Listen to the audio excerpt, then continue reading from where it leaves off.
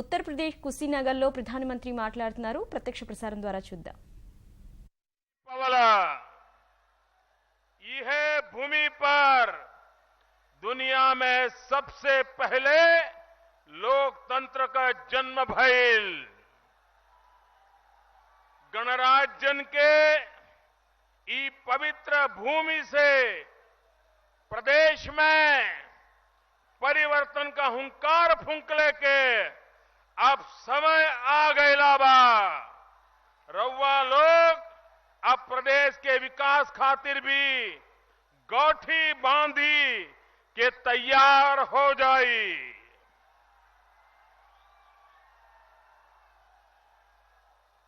मंच पर विराजमान श्रीमान ओम जी, प्रदेश के उत्साही लोकप्रिय नौजवान अध्यक्ष श्री केशव प्रसाद मौर्य जी, आदरणीय कलराज मिश्र जी, श्री मनोज सिन्हा जी, अनुप्रिया पटेल जी, सांसद श्रीमान आदित्यनाथ जी, रीता बहुगुणा जी, श्रीमान रमापति जी, रामेश्वर जी, सूर्य प्रताप जी, उपेंद्र शुक्ला जी, स्वामी प्रसाद मौर्य जी,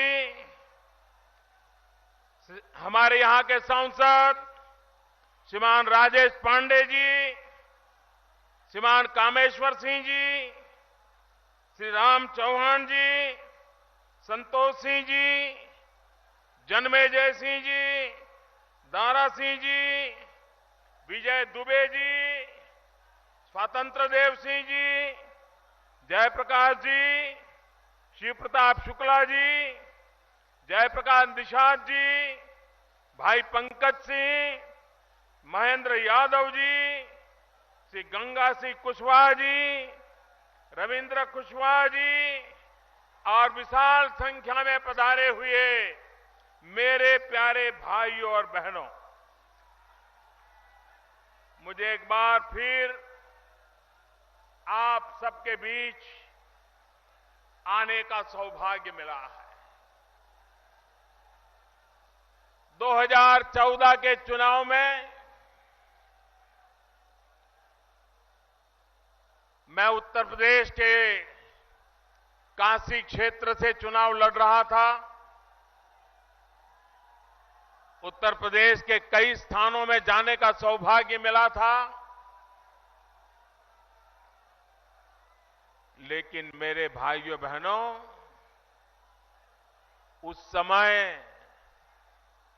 मैं खुद चुनाव लड़ रहा था। यहां कुशीनगर में भी आया था, लेकिन उस समय सभा में इससे आधे लोग भी नहीं आते थे।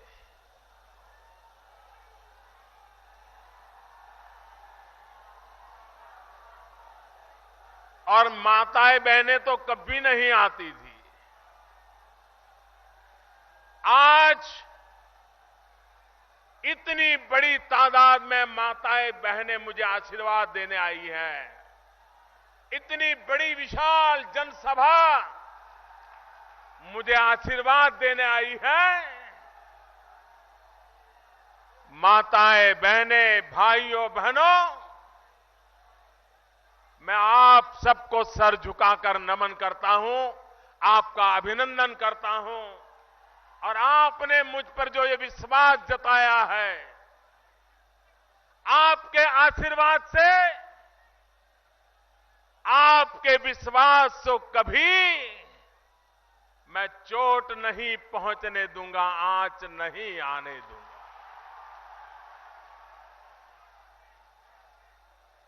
भाइयों बहनों, हम सालों से सुनकर के आए हैं कि हमारा देश कृषि प्रधान देश है।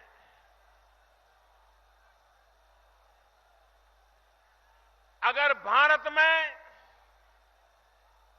गांव, गरीब, किसान, उसके जीवन में अगर हमने बदलाव लाया होता तो हिंदुस्तान को आज जो मुसीबतें झेलनी पड़ रही है, ये मुसीबतें कभी झेलनी नहीं पड़ती।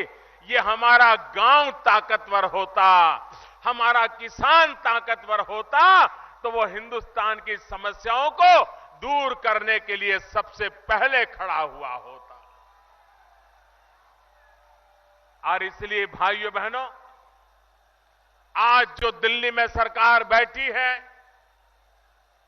ये सरकार पूरी तरह गरीबों को समर्पित है। ये सरकार गांव को समर्पित है। ये सरकार किसानों को समर्पित है। ये सरकार दलित, पीड़ित, शोषित, वंचित, इन सभी हमारे समाज के लोगों को समर्पित है, उनका कल्याण करना चाहता। भाइयों बहनों, यहां गन्ना का किसान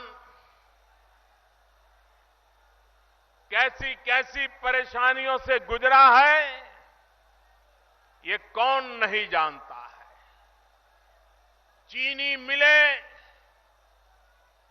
यहां के जीवन के लिए चुनौती बन गई। और राजेश जी कह रहे थे, अगर देने वाला मजबूत है तो मांगने की जरूरत क्या है। भाइयों बहनों, मैं भी आप ही के जैसा हूं। ये जमाना चला गया जब सरकार में बैठे हुए लोग ये मानते थे कि वो देने वाले बन गए हैं। हम तो सेवक हैं, सेवक आपकी सेवा करने के लिए आए हैं। आपका कष्ट हमारा कष्ट है। आपकी कठिनाइयों को दूर करना ये हमारी जिम्मेवारी है। सेवा भाव से करना हमारी जिम्मेवारी है। भाइयों बहनों, अगर देने वाला कोई है तो देशवासी है। भाइयों बहनों, जनता जनार्दन देने वाली होती है। और आपने मुझे इतना दिया है, इतना दिया है, मैं तो कर्ज चुकाने आया हूं। भाइयों बहनों, कर्ज चुकाने आया। 2014-15 में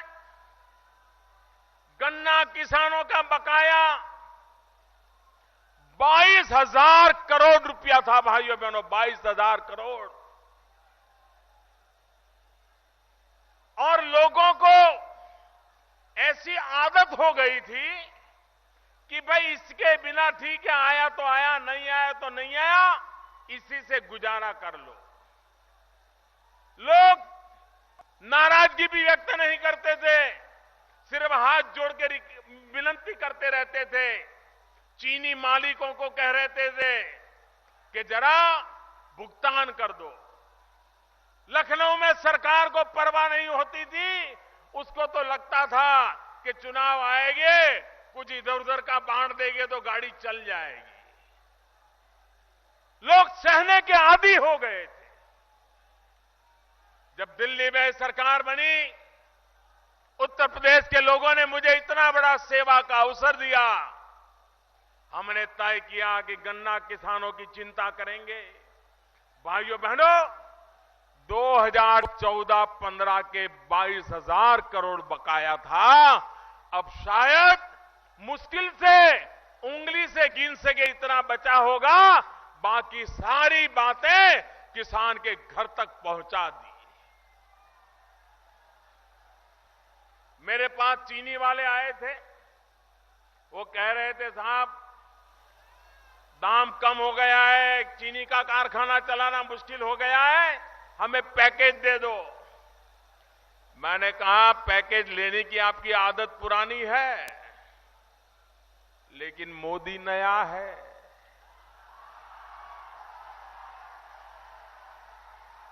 मुझे ये पुरानी आदत आती नहीं है। तो पहली मीटिंग में मैंने कहा जो मांगो देने को तैयार हूं, तो बड़े खुश होकर के गए। फिर मैंने धीरे से अफसरों को भेजा और मैंने कहा कि जरा मुझे सूची दो, कौन कौन गन्ने किसान का कितना पैसा बकाया है, उसकी जरा सूची दो। तो चीनी मिल के लोग जरा कांपने लग गए। फिर दोबारा मिलने आए। मैंने कहा पैकेज मिलेगा, लेकिन कारखाने के मालिक को नहीं मिलेगा। हमें सूची दे दो। गन्ना किसान का जो बकाया है सीधा सीधा उसके बैंक अकाउंट में जमा करेंगे, आपको बीच में नहीं आने देंगे। तो वो कहने लगे नहीं नहीं साहब पैकेज नहीं चाहिए, यहां तक कहने लगे पैकेज नहीं चाहिए। भाइयों बहनों, सरकार ने फैसला किया गन्ना किसानों का बकाया है, उसका पैकेज चीनी मालिकों को नहीं दिया जाएगा, गन्ना किसानों के खाते में जमा होगा। और जिन जिन लोगों ने बैंक का खाता खुलवाया उसका तुरंत फायदा उनको मिल गया, उनके खाते में सीधा पैसा जमा हो गया, कोई बिचौलिया बीच में नहीं आया। भाइयों बहनों, चीनी मिले चले, गन्ना किसान को उसकी मेहनत का पैसा मिले, इसके लिए हमारी भरपूर कोशिश है। लेकिन इसके लिए एक के बाद एक कदम उठाने पड़ते हैं। हमने कदम उठाया कि जब चीनी का दाम कम हो जाता है दुनिया में, तो चीनी मिलें बंद हो जाती हैं। चीनी मिलें बंद हो जाए तो गन्ना किसान का गन्ना कोई खरीदता नहीं है, और खरीदता है तो 3 महीने 4 महीने के बाद खरीदता है, और तब उसका वजन कम हो जाता है। वजन कम हो जाता है तो किसान तो घाटे में ही चला जाता है। ये खेल चलता रहता है और बेचारा किसान चुपचाप सहन करता रहता है। हमने तय किया अगर दुनिया में चीनी का दाम इधर उधर हो गया तो हम हिंदुस्तान के चीनी के कारखाने में चीनी नहीं बनाएंगे तो इथेनॉल बनाएंगे। इथेनॉल बना करके पेट्रोल डीजल की जगह पर उसको उपयोग करेंगे, गाड़ी चलाने के लिए उसको जलाएंगे, लेकिन किसान का गन्ना नहीं जलने देंगे। और चीनी मिलों को इथेनॉल बनाने के लिए मजबूर किया। जिनके पास प्लांट नहीं थे उनको कहा है प्लांट लगाओ। चीनी का दाम गिर जाता है तो चीनी मत बनाओ, इथेनॉल बनाओ, और पेट्रोल की जगह पर इथेनॉल उपयोग करो, डीजल की जगह पर इथेनॉल उपयोग करो, लेकिन गन्ने के किसान को मरने नहीं दिया जाएगा। यह काम हमने करके दिखाया भाइयों बहनों। 100 करोड़ लीटर अब तक का हिंदुस्तान का रिकॉर्ड है कि भारत ने 100 करोड़ लीटर इथेनॉल बना करके गाड़ियों में उसका उपयोग किया। उसके कारण जो विदेशों से तेल लाना पड़ता है उसमें हम कुछ बचत कर पाए, इधर गन्ना के किसान को भुगतान कर पाए। भाइयों बहनों, समस्याएं आती है, लेकिन समस्याओं के रास्ते भी खोजे जा सकते हैं।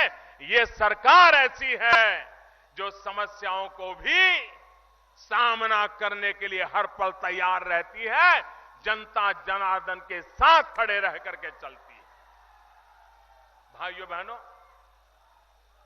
मैं हमेशा कहता हूं उत्तर प्रदेश का भला तब तक नहीं होगा जब तक उत्तर प्रदेश का पूर्वी उत्तर प्रदेश उसका विकास नहीं होगा। पूर्वी उत्तर प्रदेश का विकास होना चाहिए, और विकास करने के लिए रेल का काम हो, रोड का काम हो, इसके लिए भारत सरकार अरबों खरबों रुपये लगा रही है। हमारे मनोज सिन्हा जी रेल मंत्री दिन रात लगे हुए हैं कि रेल में विकास उत्तर प्रदेश में कैसे हो, उत्तर प्रदेश के लोगों को कैसे लाभ मिले। पूर्वी उत्तर प्रदेश में कोई बीमार हो जाए तो कहां जाए, कब पहुंचे, अच्छी अस्पताल नहीं। भारत सरकार ने निर्णय किया गोरखपुर के अंदर एम्स का अस्पताल लगा देंगे और उस पूरे इलाके के भाग्य को बदलने के लिए, उनको आरोग्य की सुरक्षा देने के लिए हम काम करेंगे।